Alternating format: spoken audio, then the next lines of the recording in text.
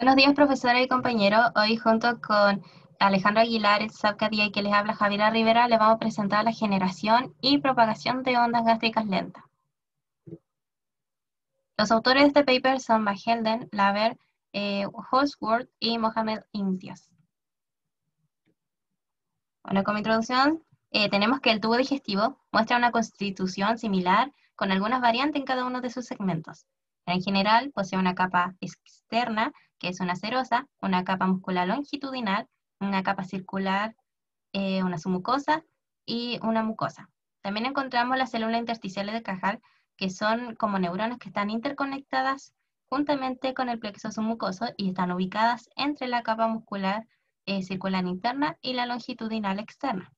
Es importante señalar que la mucosa también posee fibras musculares lisas que se denominan la muscular de la mucosa, y toda esta capa de músculo liso del tubo digestivo son imprescindibles para la motilidad gastrointestinal. Bueno, las fibras musculares del tubo se disponen en haces y se encuentran conectadas eléctricamente unas a otras mediante uniones intercelulares de hendidura que permiten el paso de iones entre las células con una resistencia escasa. Cada haz de músculo liso está separado del siguiente por una capa de tejido conjuntivo laxo, de tal manera que los haces se fusionan en muchos puntos formando una red. Es por esto que la capa muscular actúa como un sinsitio. Cuando aparece en algún punto de la masa muscular el potencial de acción, este se transmite en todas las direcciones. Bueno, la actividad eléctrica del músculo liso gastrointestinal es intrínseca, lenta y casi continua que recorre las membranas de las miofibrillas. Esta actividad se divide en dos tipos básicos de ondas eléctricas, las ondas lentas y de espiga. Cuando las ondas lentas se originan por la interacción de las células musculares lisas y las células de caja. Estas están ubicadas entre los menos 50 a menos 60 mV y determinan las contracciones gastrointestinales rítmicas en reposo, funcionando como un marcapasos.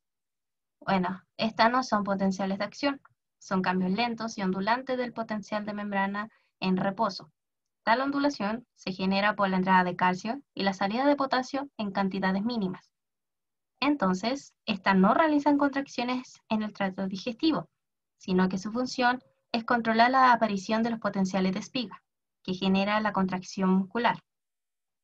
Los estímulos neuronales y o humorales permiten alcanzar el umbral de despolarización y generar la contracción mediante estos potenciales de espiga. Por lo tanto, los verdaderos potenciales de acción son el potencial de espiga y ocurren cuando se supera el potencial de reposo de la membrana del músculo liso gastrointestinal, alcanzando un valor más positivo que menos 40 mV. Ahora, ¿cómo se genera el potencial de acción? Bueno, a diferencia del sistema nervioso, el cual necesita aperturas de canales de sodio para comenzar el potencial de acción, el potencial gastrointestinal necesita la apertura de canales de calcio en un inicio, acompañado de poca cantidad de sodio. Bueno, estos canales se abren y cierran lento, por ende estos potenciales duran mucho más. Ahora, los iones de calcio, a través del mecanismo de control de la calmodulina, activan los filamentos de miosina en la fibra y generan fuerza de atracción entre estos y los filamentos de actina. Y de este modo inducen la contracción del músculo que se da al superar el umbral de los menos 40 mV. Ahora, ¿qué cosas hacen que este umbral aumente para que se produzca la despolarización?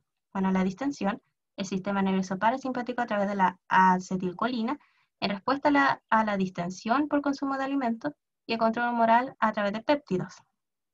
Bueno, en condición contraria, el sistema nervioso simpático a través de la noradrenalina y la adrenalina genera una hiperpolarización y por lo tanto menor probabilidad que se generen las espigas. Por ende, el potencial de acción no se genera, por lo que trae como consecuencia una menor contracción de músculo liso del tracto. Por ende, el sistema nervioso simpático inhibe el proceso de despolarización, mientras que el sistema nervioso parasimpático lo estimula. Muy bien, ahora hablaremos un poco de algunos conceptos que fueron tomados a lo largo de esta publicación. Uno de ellos es la motilidad gástrica. Bueno, pero ¿qué es la motilidad gástrica? Es la función del aparato digestivo de desplazar el contenido a través del estómago. ¿Ya? El movimiento de la pared intestinal va a controlar el flujo de los contenidos luminales a lo largo de toda su longitud. Bueno, los principales patrones de motilidad son la segmentación, las ondas segmentarias, como también la peristalsis, que se le llama también la propulsión. Además, La actividad del músculo liso en el estómago y el colon va a implicar también una función de almacenamiento. Entonces, la motilidad gastrointestinal depende también de la despolarización rítmica de ondas lentas, ¿ya? Las despolarizaciones que ocurren de manera seria se producen en el músculo liso gástrico a una baja frecuencia. Muy bien, ahora hablaremos un poco acerca de las ondas lentas. Casi todas las contracciones gastrointestinales son rítmicas, y este ritmo está determinado fundamentalmente por la frecuencia de las llamadas ondas lentas del potencial de membrana del músculo liso. Estas ondas, como se dijo anteriormente, no son potenciales de acción, sino que constituyen cambios lentos y ondulantes del potencial de membrana en reposo. Bueno, su intensidad puede variar entre 5 a 15 milivoltios y su frecuencia va a oscilar en las distintas partes del aparato digestivo humano. Por ejemplo, en el cuerpo gástrico van desde 3 a 5 por minuto, en el duodeno de 12 a 20 por minuto, en el ilion terminal de 8 a 9 por minuto y en el intestino grueso de 6 a 8 por minuto. Bueno, en realidad no se conoce con exactitud el origen de estas ondas lentas, pero podría deberse a las interacciones complejas que se dan entre las células musculares lisas y unas células especializadas, que ya se nombraron, que son las células intersticiales de Cajal. Bueno, estas ondas lentas en las ilustraciones se observa que fueron registradas con microelectrodos intracelulares en una lámina de músculo liso circular del antero gástrico distal de cobaya, ¿ya? Bueno, algunas de sus características de estas ondas lentas es que se propagan circunferencialmente y con rapidez relativa, van a apretar al estómago y a los intestinos, pero se van a esparcir de manera más lenta en una dirección oral-anal, ¿ya? ¿Con el objetivo de qué? De dirigir de manera apropiada el contenido gástrico. Entonces se plantea el interrogante en este artículo de cómo se propagan las ondas lentas. Bueno, esto no se entiende del todo y es esencial comprenderlo para poder tratar trastornos como la gastroparesia. Entonces acá se plantean los mecanismos más aceptados en este artículo para resolver esta interrogante. El primero es el rol de marcapasos que tienen las células intersticiales de Cajal para la generación de estas ondas lentas, ¿ya? Estas van a transmitir, ¿cierto?, pasivamente la actividad eléctrica a través de las uniones GAP a las células musculares lisas, para que éstas abran canales de calcio voltaje dependientes y se genere la contracción. Y el segundo mecanismo que se dijo en esta publicación es que la generación de ondas lentas es mediada por la liberación de calcio y no por canales dependientes de voltaje.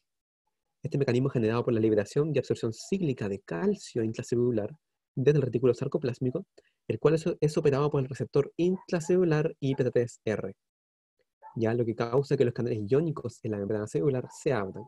Ya de esta forma se transmite la corriente hacia el interior y se despolariza la membrana. Ahora, veremos las células intersticiales de Cajal. Estas células están ubicadas en la pared del estómago e intestino, específicamente entre las capas muscular circular y longitudinal. Su principal función es la generación de estas ondas lentas espontáneas, que son necesarias para la peristalsis, ¿ya? Y van a actuar como un marcapasos. Por otra parte, participan en la transmisión de la información desde las neuronas entéricas hacia las células del músculo liso. Entonces, estas células de Cajal pueden recibir inervación también del sistema nervioso entérico y del sistema nervioso autónomo, ¿ya? Que lleva a que las células puedan despolarizarse. Estas células también poseen largas prolongaciones que forman uniones GAP, ya con las células musculares. De esta manera se generan unas ondas lentas que se transmiten de forma asimétrica a ambas capas de células musculares. Esto va a estimular los canales de calcio, como se dijo anteriormente, específicamente los tipo L. ¿Ya? Y esta entrada de calcio produce potenciales de acción que se van a propagar a lo largo de las células musculares y por lo tanto se va a estimular la contracción. Es importante recalcar que un daño a esta red, ¿cierto?, de células intersticiales se asocia a una serie de trastornos de la motilidad. Ahora, también existen tipos de estas células de Cajal. Existen dos tipos. Una que son las células intersticiales de Cajal del plexo mientérico y otras que son las células intersticiales de Cajal de haces intramusculares.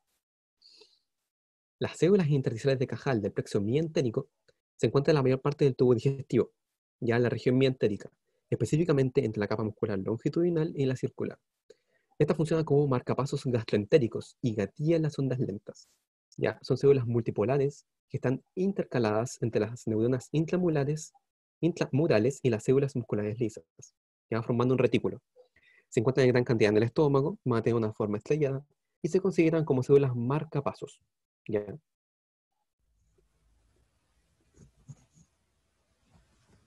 Por otra parte, existe un segundo grupo de células intersticiales dispersas en el espesor de las capas musculares y se denominan células intersticiales de Cajal de haces intramusculares. en el intestino delgado están concentradas en la cara interna de la capa circular y serían las encargadas de propagar la onda de activación.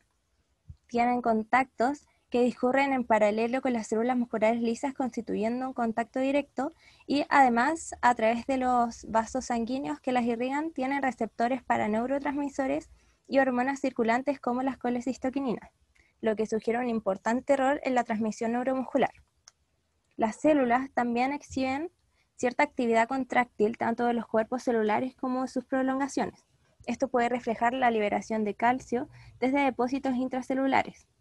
Entre sus características, como ya nombramos, y como su nombre dice, se encuentran por vía intramuscular y tienen forma fusiforme. Con respecto a la discusión, este artículo tiene por objetivo dar a conocer los conocimientos actuales que se tienen acerca de los mecanismos de generación y propagación de las ondas lentas gastrointestinales, lo que ha planteado una gran interrogante a lo largo de los años. Estos posibles mecanismos de propagación de las ondas lentas son dos.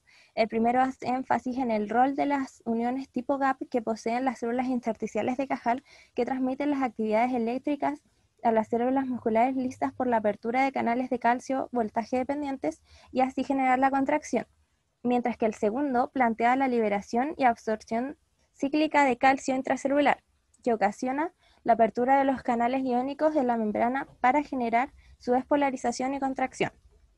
Los autores cumplen el objetivo y plasmaron de forma profunda y específica los conocimientos acerca de estos mecanismos y su rol en el origen y expansión de las ondas lentas.